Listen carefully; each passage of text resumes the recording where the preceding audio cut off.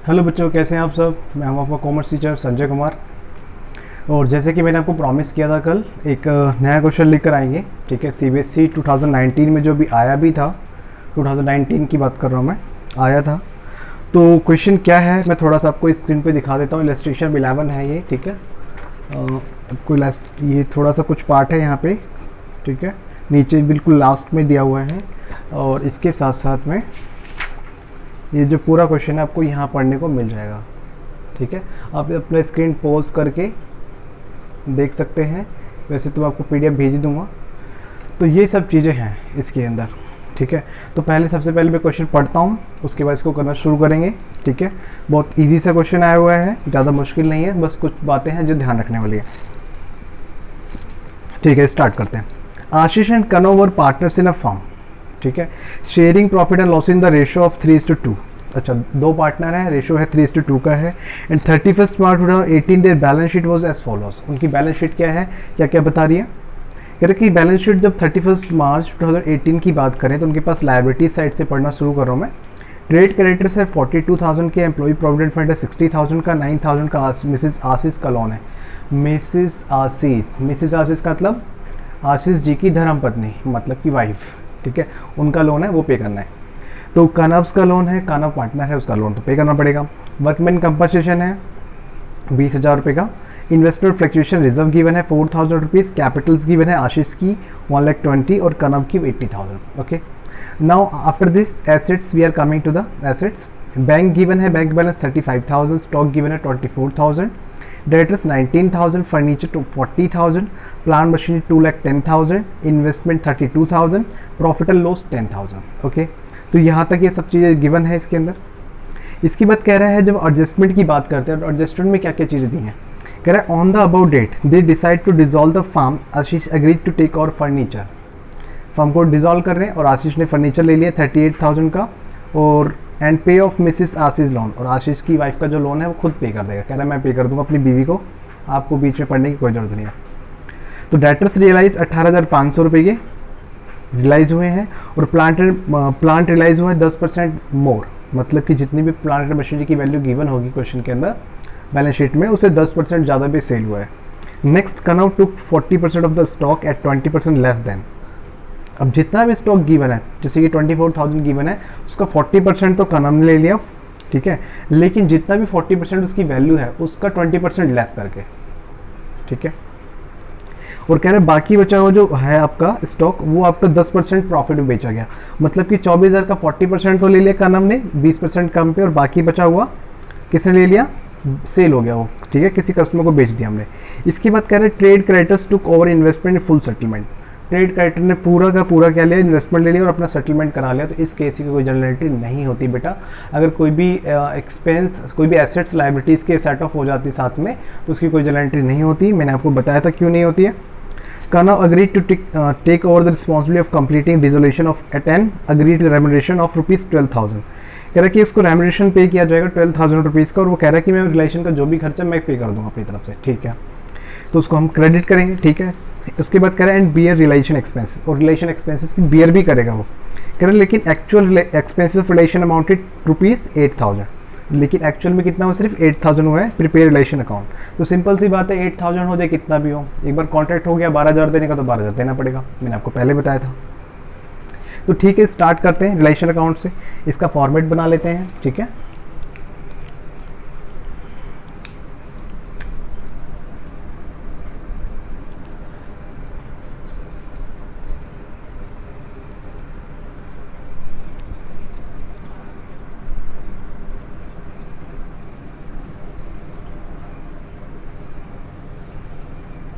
Sorry कहाँ चला गया।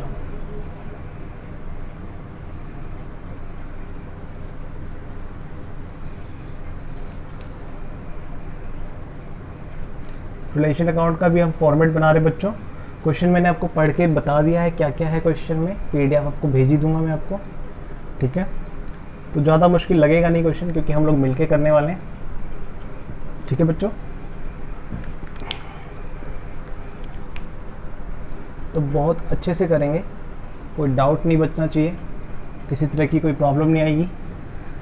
मैंने आपको पहले ही प्रॉमिस किया हुआ है कि हम अच्छे से पढ़ाई करेंगे। ठीक है, ये पर्टिकुलर्स हो गया, ठीक है। इधर रुपीज़ आ गया आपका, और ये आपका रिलाइजेशन अकाउंट, जिससे आप भली भांति परिचित हैं। कभी कभी शुद्ध हिंदी भी हो जानी चाहिए ना। हम लोगों ने तो हिंदी मीडियम में पढ़ा था, उस समय लेखांकन बोलते थे इसको, अकाउंट्स को। बहुत सारे बच्चों, इंग्लिश मीडियम वालों को तो बच्चों को पता भी नहीं रहता। अगर लेखांकन बोल दो, सर हैं लेखांकन होता है इसका नाम? हाँ बेटा लेखांकन होता है। ठीक है, चलो स्टार्ट करते हैं।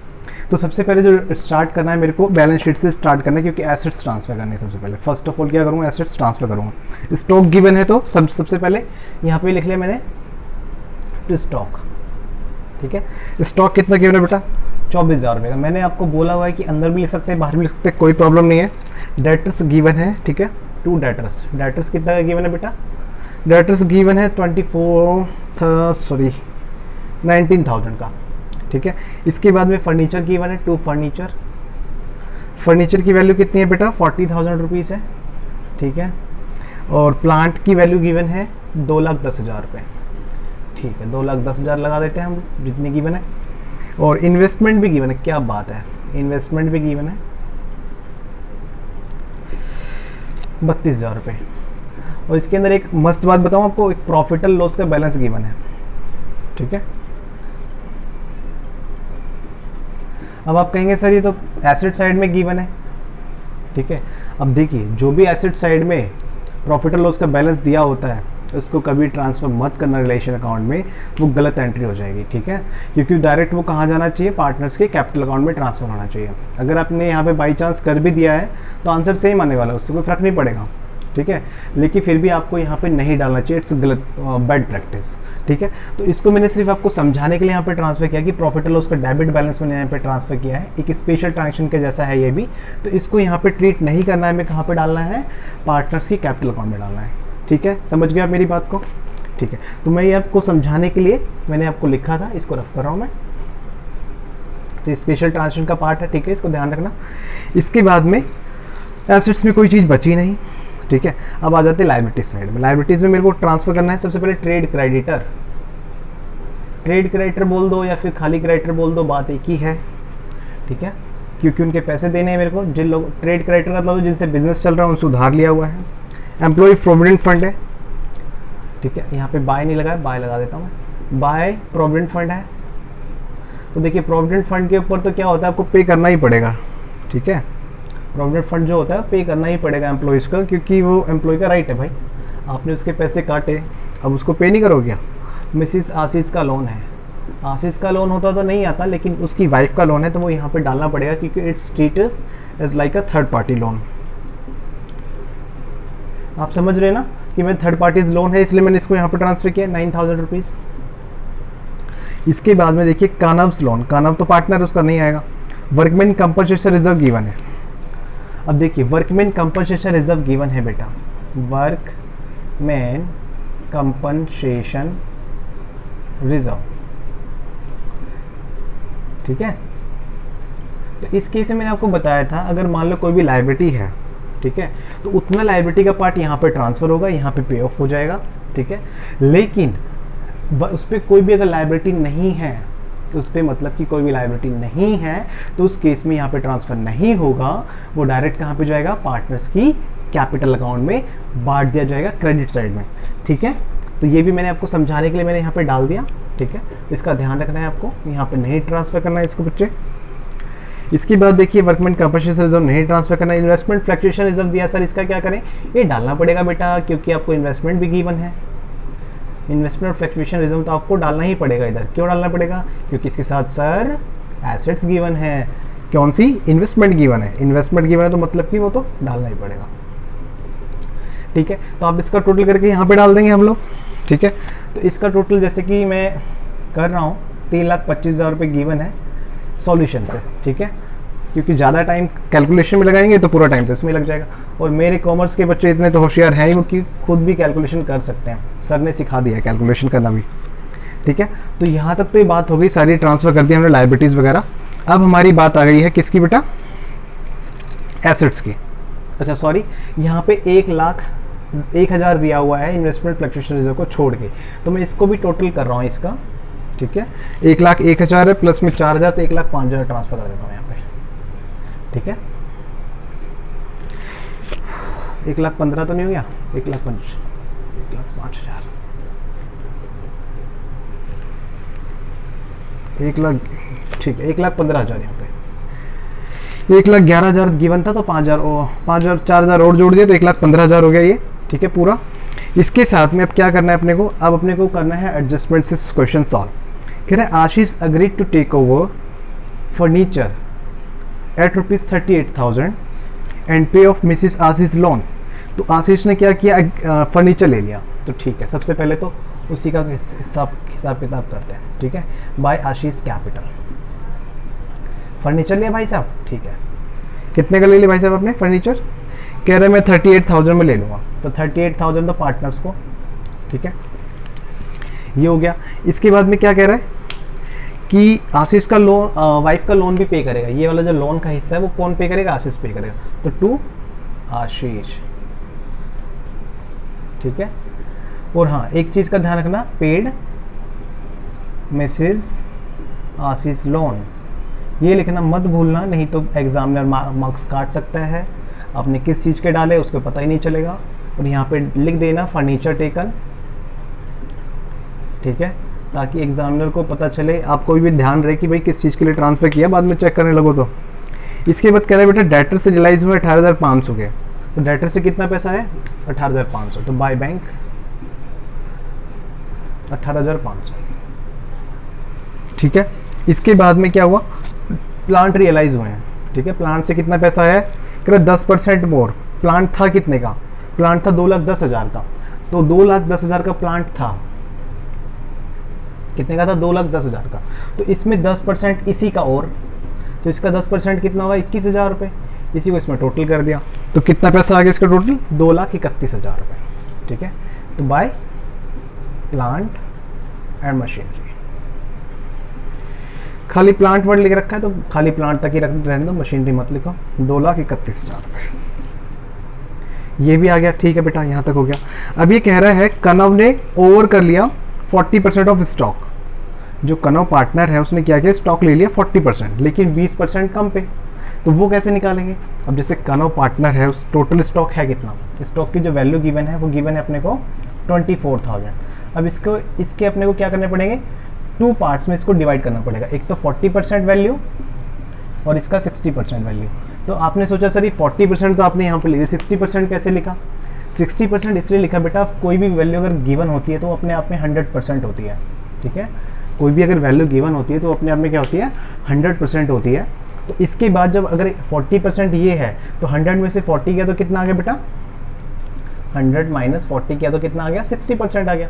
तो इसका मेरे को क्या करना है, 2 पार्टिसिपेट में इसको डिवाइड करना है, ठीक है। तो इसको चलो कर लेते हैं 40%, तो इसको किया तो कितना आ गया 9600 आ जाएगा, ठीक है। कितना आएगा बेटा 9600, और 24,000 में से मेरे को क्या करना है 9600 का माइनस करना है, ठीक है।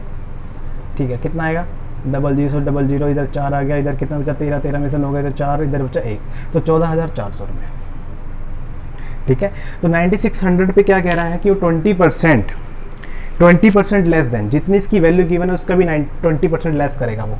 तो इसमें से लेस करेंगे 9600 का 20% होगा कितना, इसको इससे काट दिया, ठीक है। अब इसको मल्टीप्लाई कर लेंगे हम लोग, ठीक है। 960, ठीक है, कितना हो गया 1800 और 120, 1920 रुपये। तो 1920 रुपये इसमें से और माइनस कर देंगे हम लोग, ठीक है। यहाँ बचा 8, यहाँ पे बचा 15 में से 9 गए तो 6 बच्चे, यहाँ पे 8 में से 1 गया तो 7। तो 7680 रुपये की जो वैल्यू है किसने ले ली, कनव ने ले ली, ठीक है। तो बाय कनव्स कैपिटल,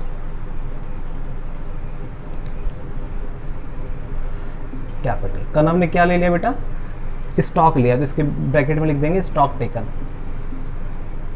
कितने का लिया 7680 रुपये का, ठीक है। और वहाँ पे जो स्टॉक 60% आया था वो कितना आया था 14,400 रुपये आया, ठीक है। तो 14,400 जो स्टॉक आया है कह रहा है उस पर भी 10% प्रॉफिट हो गया, क्या बात है, ऐसा हो तो मजा ही ना आ जाए। तो 1440 रुपये और जोड़ देते हैं इसके, कितना आ गया 4, ठीक है, ये 8 आ गया, इधर 5 आ गया, इधर ये 1 आ गया, तो 15,840 का स्टॉक बिकना चाहिए, ठीक है, इतने का बिका है। तो बाय स्टॉक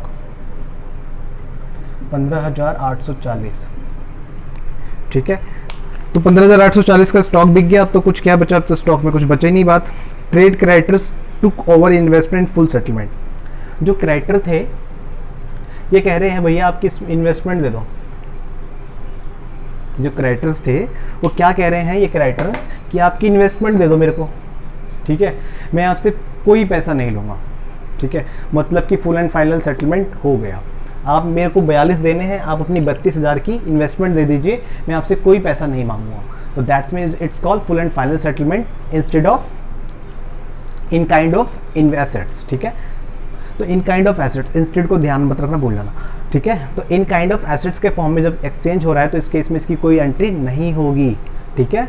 मेरी बात समझ में आई, इसकी एंट्री क्यों नहीं हो रही है।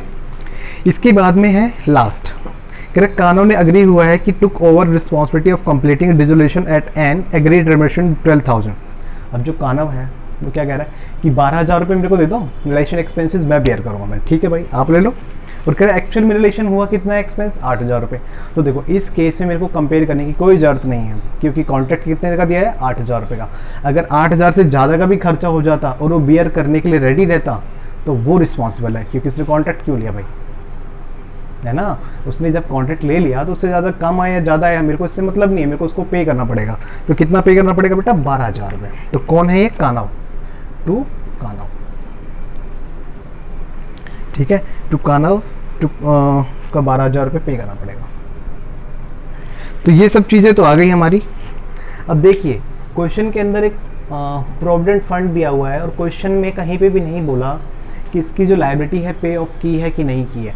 मैंने कल भी आपको बताया था, अगर किसी की लायबिलिटी क्वेश्चन में गिवन है, अगर कोई भी लायबिलिटी क्वेश्चन में गिवन है और वो पार्ट उसके बारे में कुछ भी मेंशन नहीं है, स्टेटमेंट में नीचे एडजस्टमेंट में कुछ भी मेंशन नहीं है, तो वो आपको अज्यूम करके चलना है, हमेशा मान के ही चलना है, हमेशा का हमेशा मान के चलना है, 100% मान के चलना है कि वो कौन पे करेगा, फर्म पे करेगी। और वो पे करना कंपलसरी होता है, ताकि चाहे कोई क्रेडिटर्स के बारे में कुछ बोले या ना बोले, क्वेश्चन में पे करना है या नहीं पे करना। तो इसमें प्रोविडेंट फंड के बारे में जो बोल नहीं रखा फिर भी, लेकिन हमें मेरे को क्या करना पड़ेगा, पे करना तो करना ही पड़ेगा, ठीक है, टू बैंक, ठीक है। और लिख देंगे प्रोविडेंट फंड पेड, ठीक है। कितने का बेटा, 60,000 रुपीज़ का। ये मेरी बात समझ में आई, मैंने ऐसा क्यों किया, ठीक है। आप लोगों को मेरी बात समझ में आ गई होगी मैंने ऐसा क्यों किया, क्योंकि कोई भी लायबिलिटीज होती है उसको पे करना कंपलसरी होता है, it's also a legal obligation, ठीक है। तो चलो टोटल कर लेते हैं फटाफट। तो 1,15,000 इधर का आ गया, 38,000 इधर का आ गया, और ये 7680 इधर का आ गया, और तो कुछ है नहीं, बचा नहीं है, ठीक है। और ये 2,65,000 इधर का आ गया, 2,65,340 इधर का आ गया।